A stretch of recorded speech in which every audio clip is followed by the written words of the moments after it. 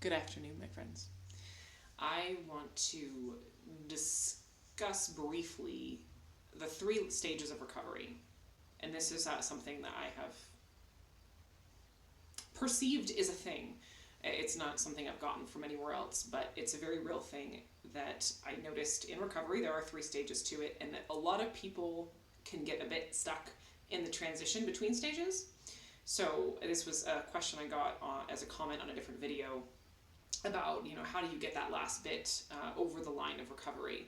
And in the question itself, there was this idea that recovery means we're free of its and pops, which is sort of true. Like, yes, we want to be free of its and pops, but that's not really, that perspective is still a perspective where you're looking back at your limbic system as your measure of progress. And that's not ever going to be, looking at your limbic system is part of the loop that perpetuates limbic system impairment. So we don't want to ever be looking back at, am I having pops, am I having its, asking those kinds of questions doesn't move us forward. So I want to just go brief overview because I think that will help clear up, hopefully for some number of people, clear out of the way and provide a path forward for people to keep moving forward in their recovery and unstick themselves. So let's dive in. The first layer or level or stage, however you want to put it, is when you're just working on calming your nervous system and building a strong foundation. So during that time, you may or may not be, you will be rewiring, whether you're focused consciously on it or not, you'll be rewiring around things like, scents and textures and movement and possibly food if you're training on that, and just the chronic 24/7 type things. And you'll know what they are. I'm not going to say it out loud. I don't want to trigger anybody. But your chronic its and your chronic emotional its and psychological its, things that are just there 24/7, those are all the result of the limbic system being in massive overdrive all the time for a long time and having had a limbic injury in a perfect storm. And stage one is really just bringing that down, bringing yourself down and creating a baseline of calm and a strong foundation of calm for your nervous system. And it's really calming the 3-year-old. That's what the first stage of recovery is about. And once you reach that point where you're pretty much done with that, you should feel pretty comfortable just living your day-to-day life without, needing to really work very hard to just go about day-to-day life, getting up, preparing food for yourself, eating, being able to sleep at night, that sort of thing. And again, even for me, the sleep thing kind of came later. But just those, you'll know when you have a solid foundation of calm and you're not needing to be so aware and of your environment and very careful to be intentional about training on if you go to the grocery store or something like that. You'll be able to go to, kind of do things and have a somewhat ordinary day-to-day life, semi-ordinary, semi-normal, at the end of stage one. And what happens though is so recovery is, the purpose of recovery is to build an authentic life that includes the things you want to be doing in your life. That's the purpose of recovery. And experiencing your life in a way that feels, that leaves you feeling alive and invigorated and excited for life and calm. So experiencing life in an authentic way that keeps you having a sense of well-being and invigoration and excitement. So what happens a lot of times for people is you get to the end of that first stage, and like the person who asked questions, a lot of times people can get kind of stuck still looking at their its and pops, kind of still looking at the limbic system as like, wait, am I done? Am I done here? Like looking almost at the limbic system for validation that you're done, which doesn't make any sense. The limbic system is not really, the limbic system, we're retraining the limbic system by focusing on things that bring us to equilibrium. The rewiring of the limbic system happens as a result, almost as like a side effect of focusing on living an authentic life and loving yourself and meeting your actual needs and making sure that your thought patterns are healthy and your behaviors are healthy and, your beliefs are healthy and that sort of thing. So whether it's on purpose, there will come a point where you're kind of like not really sure what to do next. And that's the point where you start to notice, you go back into your life. The purpose should be every day you wake up and, okay, I'm loving myself. I'm putting my true needs first. If you have a job or not, you'll know what your day-to-day life looks like, but really making your top priority loving yourself. So what is it that I need to give myself to have a positive experience of life in this moment? And when you really seek to give yourself a positive experience of life in every moment, you'll start to notice that living from that place of true unconditional love, of choosing something good for yourself consistently, will shine a light onto you and your life as a whole, and you'll start to notice patterns when you're living that way that cast shadows and that don't feel good. They'll come with things like, I mean, and they can be so many things. It could be getting stuck in patterns of feeling comfortable and being and settling for things, being like, oh well, I've worked so hard for so long, I don't want to keep working so hard. I get to just kind of cruise and not being curious observer and not do rounds, and that's going to lead you right back to being limbic. We have to stay, again, the whole point is to live. So if we stop living, if we stop really pursuing an authentic life, we're moving back into a limbic state. So that's one pattern I've seen. Other patterns are you go back into life, but then we get caught up in these people-pleasing patterns of doing things to make other people happy, or because someone else said so, or because that's what society expects me to do, or that's what, oh, well, I just need to make money, so I need to go get a job, even though you're like, yeah, I really don't like that job, and I never want to do that job again.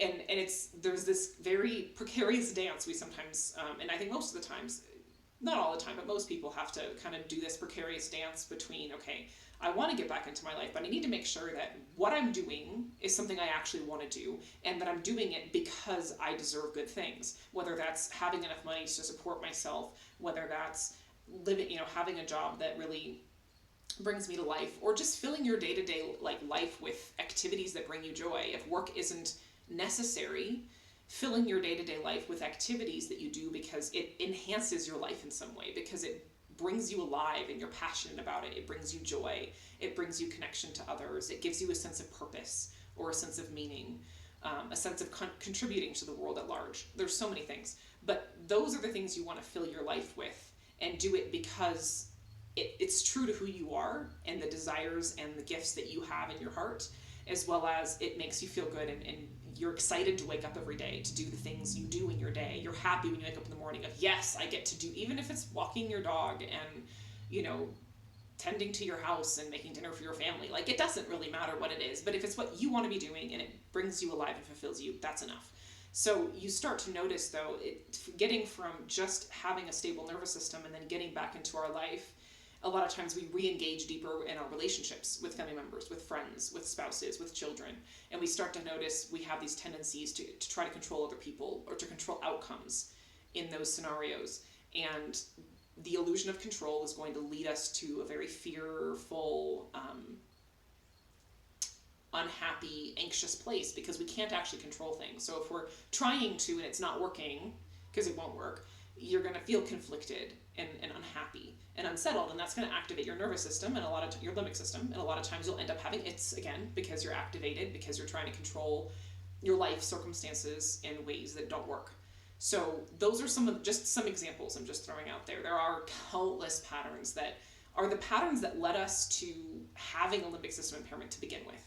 They're the things that led to there being a low level of stress chemistry running for years or decades of your life, and a lot of times they're begun by childhood trauma. Not always, but a lot of times we had trauma that we experienced when we were children that led to these. And trauma always gives you false beliefs. You walk away not just with the traumatic event, but the belief it gave you about yourself or the world that isn't true, and leads to stress chemistry being a part of your life for, and it's just kind of there in the background. You don't really notice it until some event comes along and you have a perfect storm, and your system has been weakened by a lifetime of stress chemistry, and you kind of go under, and that's your perfect storm. So you're correcting the things that led to the perfect storm being a perfect storm.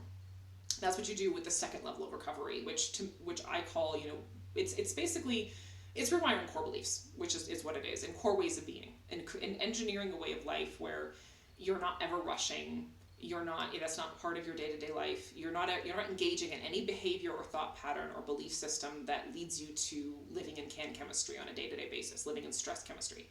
You rewire it so that every belief and every pattern you have allows you to stay calm, allows you to stay centered, allows you to live from your heart in an authentic way, confidently pursuing the things that you're passionate about and that bring you joy and that help you to fulfill your purpose, to give the gifts that you're here to give. So that's your ways of being that you're consciously noticing and choosing and wiring in that second part. And again, addressing underlying trauma happens in that second stage.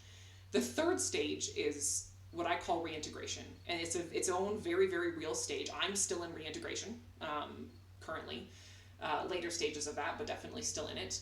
And that's where you've built this whole new self. You've got like this, like you've built your own car, it's shiny and new, and you've designed it exactly the way you want it to be. And it's so exciting. And then you take it out on the road and you realize, oh, like we're trembling a little bit here when we pass 65, and it kind of sticks between third and fourth. And yeah, like, oh, the oils, I didn't fill up the oil all the way, oops. You know, the brakes are like a little wonky sometimes. I'm not really feeling so sure about how this is going to work on, you know, wet roads or whatever. And it's all in all these different situations. As you take yourself out into your life and you're really re-engaging in life in a deep way, you start to notice your weak spots, basically, and where things need reinforcing, or where you had patterns that when you were still just focused on rebuilding things from, you know, you've lived your life, you've done the first level of recovery, you're like, okay, I think these beliefs are good. Then you go try to live your life, and if they don't work in your life, you're like, okay, that didn't work. I tried this pattern, I tried living out this belief system, and it didn't work. Like, it's not working for me, and I feel stuck and frustrated, and I've got stress chemistry going again, and my limbic system's activating. This belief system is not working for me. This pattern of this way of being isn't working. I need to change it into one that does. So you go out into life, and then you kind of come back, and you go back into the shop, and you work, and you gotta tinker and figure it out. And so there's this bigger dance that happens in reintegration, where we're integrating, and then we're pulling back and doing some work, and we're living some more, and we're pulling back and doing some work, and it's much more integrated into your day-to-day life. And that's its own stage of recovery. And I think I previously, before I got there, thought, well, that's going to be easier. And it is easier in a personal way because you're in charge of your own brain. But then instead of handling your own brain, you're handling other people and life situations that are outside of your control. And so it's all the training you've done up to that point has trained you to be able to handle situations and things not being under your control. But nonetheless, there's just a lot more moving pieces outside of you. Situations and people and so forth that are kind of riding on you, and you're doing this dance of trying to keep, adjusting yourself to make your life really work well. And then I think, that just kind of fades into, eventually, you'll be living your life for the most part. And I think if we're living a conscious life where we're actively creating our reality and being truly present, we're always going to be tweaking things from time to time, but it won't be as intense as the reintegration stage of recovery. So yeah, that's the general layout. And the thing that's the most important thing to remember, regardless of the stage you're in, is that what you are doing is what matters. The life you're creating for yourself is your focus, and the rewiring of the limbic system happens as a side effect of you living your life as you see fit. And any activation of your limbic system after that first stage of recovery is a sign that you're out of alignment. One of the things that happened for me pretty early on is I was just so excited. This is such a common thing. I was so excited to be able to do all the things and have full days of going places with my kids and making dinner and taking walks and having calls. And I was so excited to do all the things because I've been training so long to do all the things. And it felt so good to be productive for the whole day and go to bed tired and so on. And then I started noticing I didn't, because I could, at that point, I had the option of not taking time out to meditate or take a walk completely alone with no distractions for an hour. I wasn't doing it. And after about, a few weeks or so, maybe a month of that, I noticed that I had this weird spike, but it was not really a spike because I had past recovery. So it was just everything fell off. And I was like, what is this? This is so weird. And I called up my mentor and kind of just figured out, I wasn't putting self-love first. I wasn't actually proactively meeting my needs. I was going out and doing all the things and leaving my poor self in the dust. So I had to, readjust and be no, I'm not going to just do coaching calls and walks. I'm going to make sure I take a walk by myself. I'm going to get up and meditate first thing in the morning. Even if I feel great, I'm still going to take that time and recenter myself at the beginning of the day. I'm going to, make a point to recenter myself in the middle of the day. Whatever it was I needed to do, really proactively take out time for myself to keep coming back to center throughout my day, so my nervous system didn't get just that slight bit activated where, it's you have this tiny bit of can chemistry that just keeps going up and up and up until you hit a point where you're oh, I have its. What happened? And it's, so when you have its in those moments, it's that sign to check in with yourself and be am I really pressuring myself to please someone else? Am I, just running around doing the things because I can? And not paying attention to what I can tell I need in order to keep my nervous system regulated every single day, because it takes maintenance to do that. There is a maintenance that goes with those later stages of recovery, where we still practice self-care in whatever form that is for you, whether it's daily exercise, meditation, prayer, doing one round every day. I mean, it doesn't really matter what it looks like, but we need to keep bolstering and nourishing our nervous system with calming things, a gratitude practice, making time for just silence, time to connect with people that really nourish you, time in nature, whatever works for you to help regulate your nervous system is the bottom line. But again, we're always focused on what we're creating, and we take what the limbic system is giving us in terms of pops or its as basically just, they're like little flag posts being like, that's the wrong way. That's basically what that means. After you've passed the first level of recovery, if you're having pops and it's a sign that you're a bit out of alignment, and your limbic system's kind of showing you like, this is the wrong way, don't go down this path anymore. Whatever you're doing is not working, find a different way to go. That's what it means. And yes, the only other thing I want to address from the question I got was like, what do I use to trigger? So I don't believe in triggering. I don't really believe in triggering. The way I see incremental training is that incremental training is you're incrementally expanding your life. And the first way we do that is by teaching ourselves how to experience life in a calm way. Once we can do that, we start to increase how much we're doing, our load in general, which may be work hours, it may be exercise, it may be training on more foods, it may be entering into, starting a dating relationship, repairing a marriage relationship, engaging with friends more and doing more activities on a more regular basis, volunteering, whatever. But you're expanding, and even teaching yourself new skills, like picking up the guitar, picking up the piano, expanding yourself in some way, teaching yourself any new skill. Those all count as, expanding your life. And that is my version of incremental training. I don't believe in triggering the limbic system because, with pops, with thoughts, I've never found it personally. I don't find it useful. The point is to let go of those patterns and not have them in your brain anymore. So focus on expanding your life and then using your tools to support you and your nervous system and your limbic system towards being able to handle that load.